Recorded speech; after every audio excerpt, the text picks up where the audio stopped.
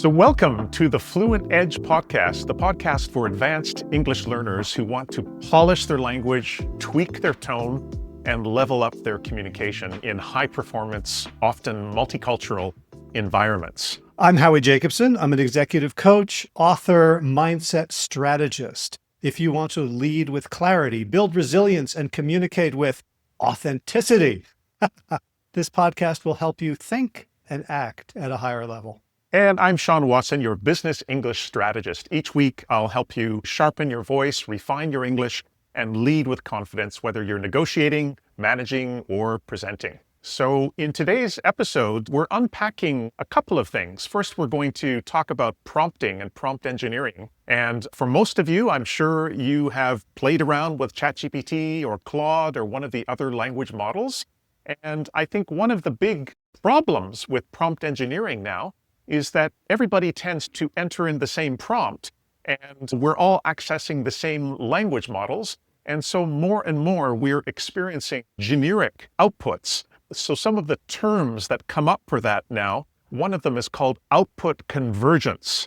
Any idea what that is, Howie? Well, convergence means to come together. So it's that all these different people are putting in their own thoughts and ideas, but what's coming out all starts to sound the same. Am I close? That's absolutely right. Yeah. So we're all converging. We're all kind of using the same prompts. So we don't want a situation where AI starts to cannibalize information in the world, where it just starts to eat itself. So we need something fresh to come into that. So another term is prompt fatigue. And then the third problem is what we call prompt collapse. So that's basically when the language model is updated, sometimes your magic prompt that you've been using suddenly doesn't work anymore. And then finally, idea flattening. What would you think that would mean? I'm thinking that these large learning models aggregate untold terabytes of data and in a way make it sort of average. So if you come in with something completely new and different and off the wall and you put it into the machine, it might think it's taking off the rough edges, but it's making it less interesting. Exactly. So your bold idea or what you thought was a great idea can often become generic and boring and repetitive.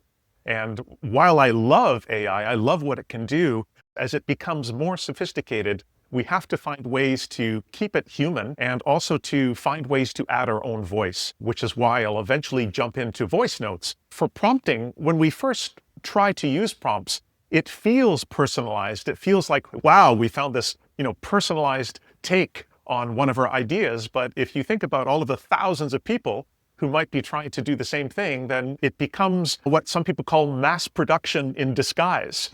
Right? So we're getting all the same results, but everybody thinks it's original and unique. So that's why I think introducing a better strategy, one that brings your original thinking, your original voice back into the process. Yeah, I think that can help for a bunch of reasons. And I'm suddenly remembering back to a lecture I had in college in sociology class where the professor asked us, do we think that children watching television is a good thing or not?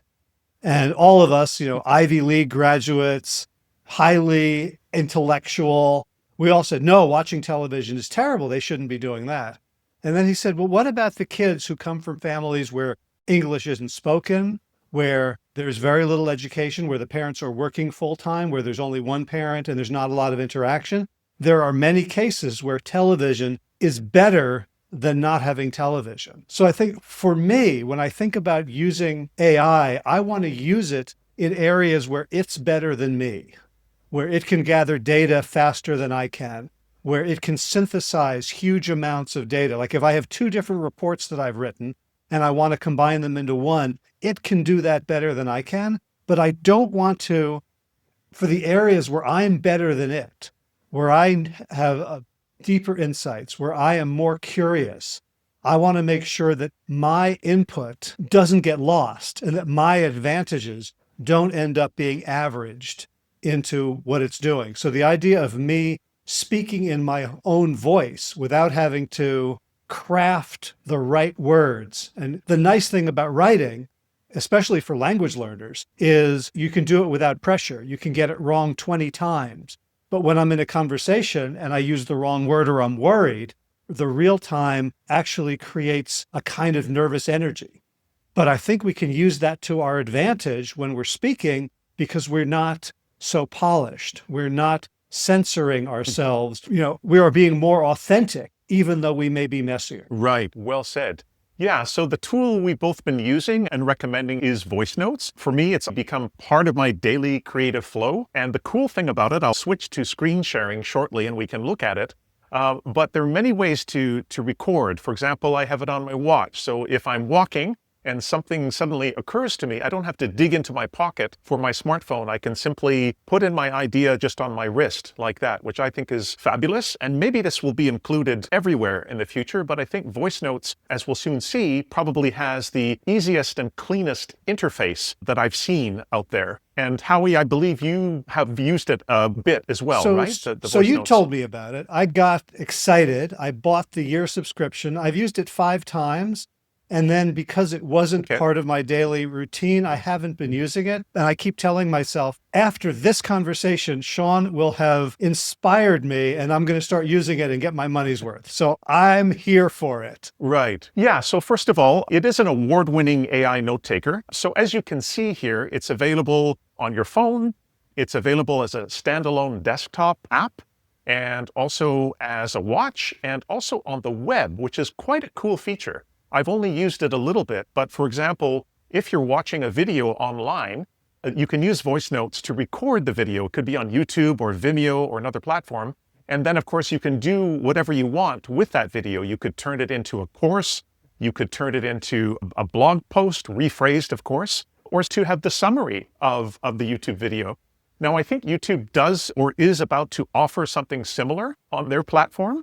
But again, if you're just searching around on the internet and maybe you just want to give yourself a quick note about something that you're looking at, this is a great tool as well.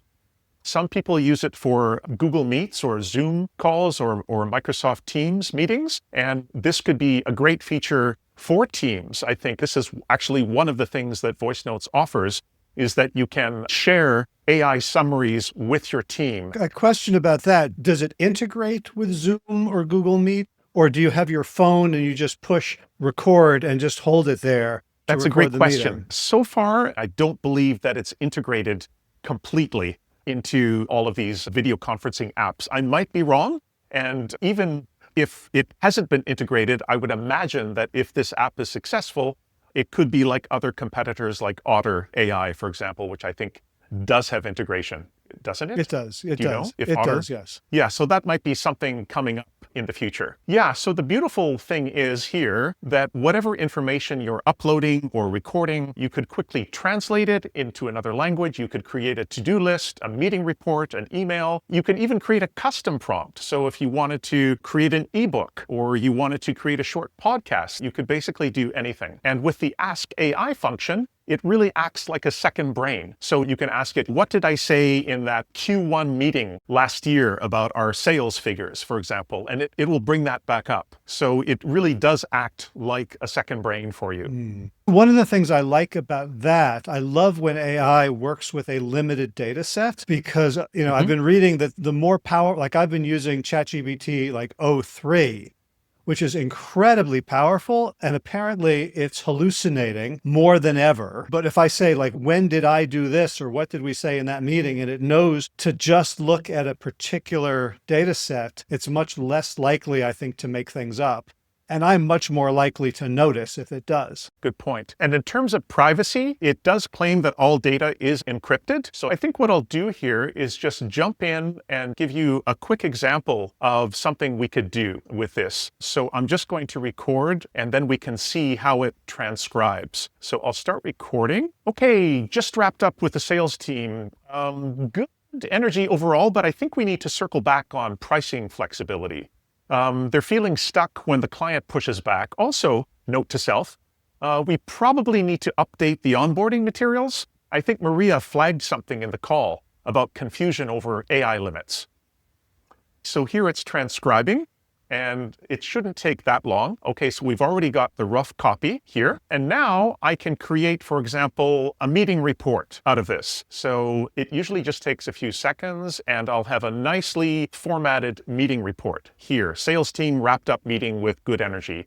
need to revisit pricing flexibility. So I think something like this could be super useful both for native English speakers and also non-native English speakers. It also takes out all of the ums as well automatically and all of the silences. So it produces something that's ready to go. And here, if I wanted to create something else, like if we wanted to do just a basic summary instead of a meeting report.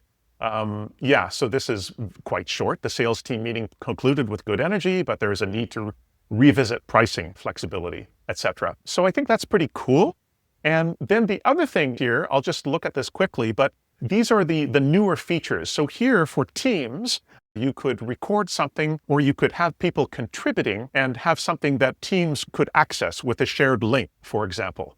I guess it could help to speed up the process if you just want to, put in your 2 cents into a team meeting, or if you wanted to throw in some sales figures, this would organize everything so that everybody could quickly reference it without having to worry about editing. The other cool feature is importing. So you can import any audio files, and those will become part of the second brain of Voicenotes. So they don't pop up as soon as you upload them, but they do become part of the second brain. So you could use lots of other audio recordings. And then the other cool thing is pages, and this is a relatively new feature as well. And it's a little bit like a mini podcast. So you can create a page where, for example, if you were coaching with a client and you wanted to send them like a daily prompt, or you wanted to send them like daily encouragement, you could create a small mini podcast page with a unique link, and people could hear what you have to say. For example, for me, when I'm working with advanced English speakers, maybe they would want to upload reading something that I could give them feedback on for pronunciation. And then finally, WhatsApp as well. This is a new integration. So if you're using WhatsApp, Voicenotes is now compatible with it.